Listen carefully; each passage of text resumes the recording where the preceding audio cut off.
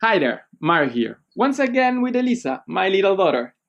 Today I tell you how to finance homeschooling, because let's be honest, it's not the cheapest way of educating your kids. I break it down into 4 steps. Step 1. Decide how much time you would like to invest. I think anything between 4 to 7 hours a day and 3 to 7 days a week would work. It really depends on how many kids you have, how old they are, and what are their specific needs. Don't forget they also need time alone to practice everything they've learned, and also time for other activities like play sport or music or theater, so you don't need to always be around. Step 2. If both you and your partner have full-time job, you might need to switch on a part-time. And if you do so, you need to calculate how much your family income is going to decrease because of that. Step 3 is about reducing your expenses, ideally enough to completely offset your income reduction.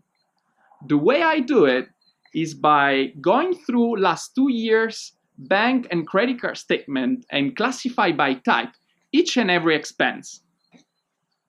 Then I try to cut on the big ones or the easy ones. For example, a big one could be housing, which often come in 3 different forms: loan or rent, utility bills, and furbishing and repairings. You can save on loan and rent by just moving into a smaller house or squeezing your family to live in fewer rooms and rent out the extra ones on Airbnb. Utilities in general, the big ones are heating and cooling, so you can save on those by wearing warmer clothes during winter and by standing the heat during summer. Furbishing and repairings. You can save a lot of money by doing everything on your own. There are so many tutorials on YouTube, you really have no excuses. Another big expense could be transportation. Again, you have 2 options here. Either you get rid of all your vehicles and start commuting by bicycle. You can still rent a car once in a while if you really need it. Or you keep your vehicles and you share them with using websites such as BlaBlaCar or WeCar. Another big expense could be food and restaurants.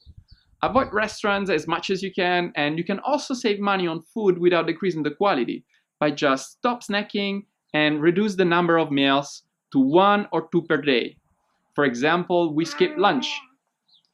Another expense could be entertainment. Prefer free forms of entertainment to paying ones. For example, you can just go for a walk or have dinner with friends or watch movies at home instead of going to the cinema. Another one can be holiday. Instead of deciding where you want to go and when you want to live, just buy the cheapest tickets on the internet, and once there, avoid hotels and prefer camping instead. If you've done all that and your income reduction is still greater than your expense reduction, you might want to find additional source of income. Step 4. I can only talk about the ones I've used, but I believe there are so many out there. So the big one for us is Airbnb. So we took a massive loan from the bank. We bought a big flat in the center of Paris, and we squeezed ourselves to live in only 1 room, and we rent 3 spare bedrooms on Airbnb, which give us a pretty comfortable additional income. Second, you can homeschool 1 or 2 additional kids from other families.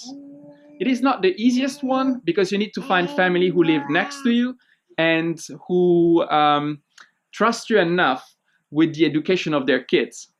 But it's definitely one that makes a lot of sense, so you might want to try. Third, if you work for a big corporations, you might have some referral programs. So you can easily leverage your network of professionals and help your employer to hire the best talents. And if you get 1 person hired per month, you can really get a really nice additional income.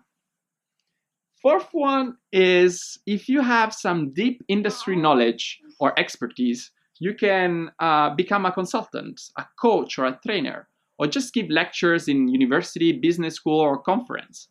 This is often very well paid, especially considering the little amount of time you need to invest, because people is paying for your expertise rather than the amount of time you're according to them. Fifth is selling stuff on the internet. I know it's already a pretty crowded place, but I think you still have some niche opportunities. Like, for example, here in Europe, Amazon is not selling a lot of motorcycling gears or Montessori-style educational toys.